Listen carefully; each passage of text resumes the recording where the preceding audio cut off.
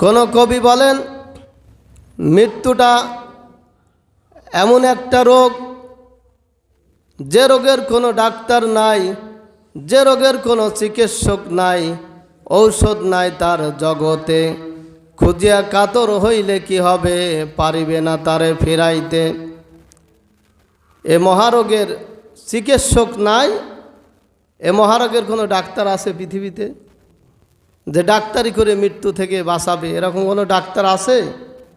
এরকম কোনো চিকিৎসক নাই।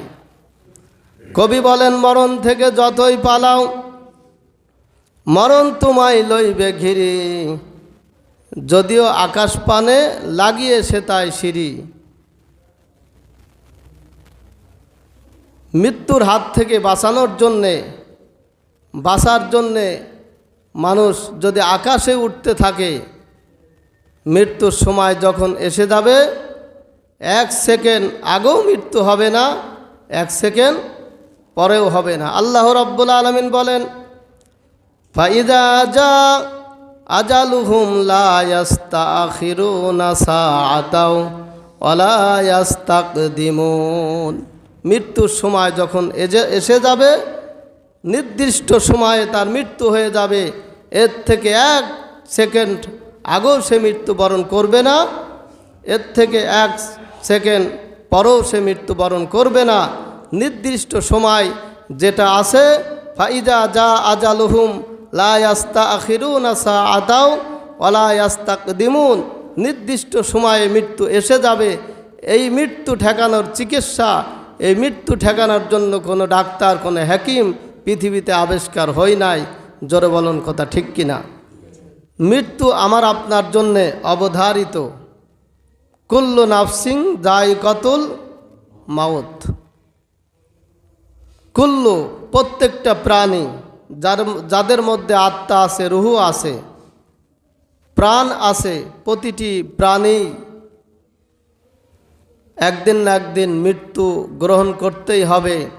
এই মৃত্যুর হাত থেকে কোনো ব্যক্তি বাঁচতে পারে নাই, আমিও এই মৃত্যুর হাত থেকে বাঁচতে পারবো না। জোরে বলুন কথা ঠিক কিনা? মাউতাল্লাযী তাফিরুনা মিনহু ফাইন্নাহু মুলাকীকুম সুম্মা তুরাদ্দুনা ইলা আলিমিল গায়বি ওয়াশ শাহাদাতি ফায়ুনাব্বিউকুম বিমা কুনতুম তা'মালুন। মৃত্যুর হাত থেকে কেউ বাঁচতে পারবে না।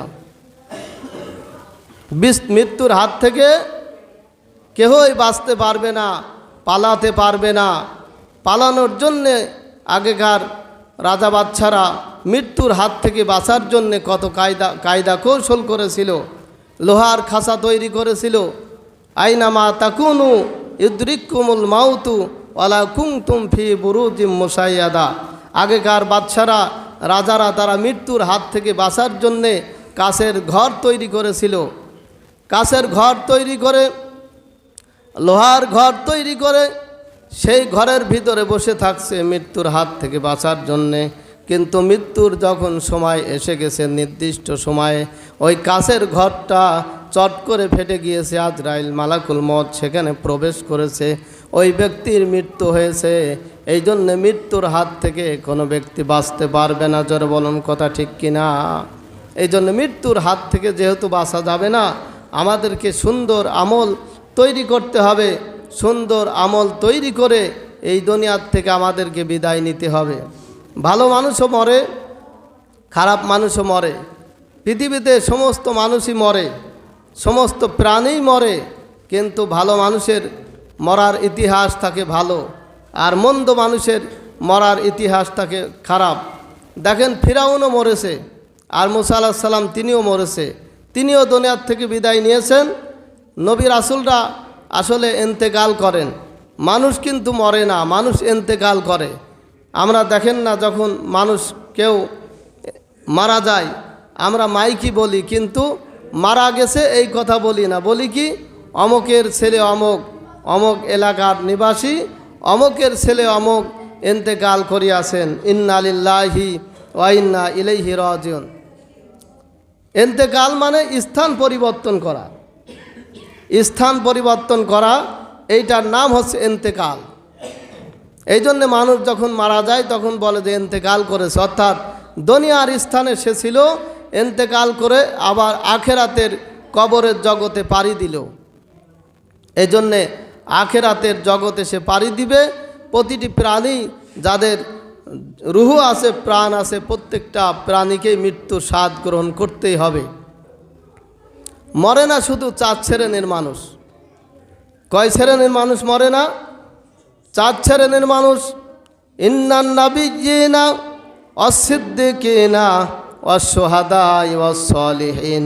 মরে না 4 শ্রেণীর মানুষ, নবী, সিদ্দিক, শুহাদা, সালিহিন। এই 4 কিসমের মানুষ কিন্তু মরে না। বলেন সুবহানাল্লাহ। এই 4 কিসমের মানুষ মরে না, তার স্থান পরিবর্তন করেন।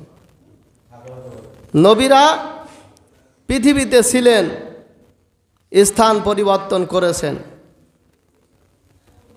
তিনারা কবরের জগতে আছেন, রুহের জগতে আছেন, ঠিক কিনা?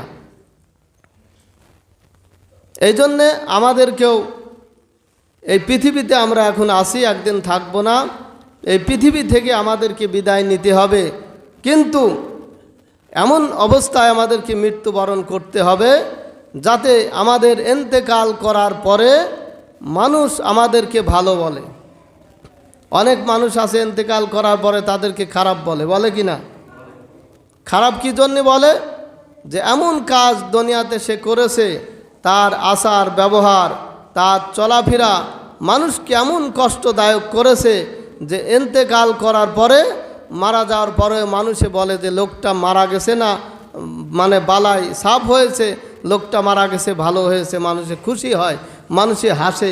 জোরে বলুন কথা ঠিক কিনা? এই জন্য কবি বলেন, এমন জীবন তুমি করিবে গঠন, মরিলে হাসিবে কাঁদিবে ভুবন। এমন জীবন করিবে না গঠন, মরিলে কাঁদিবে তুমি হাসিবে ভুবন।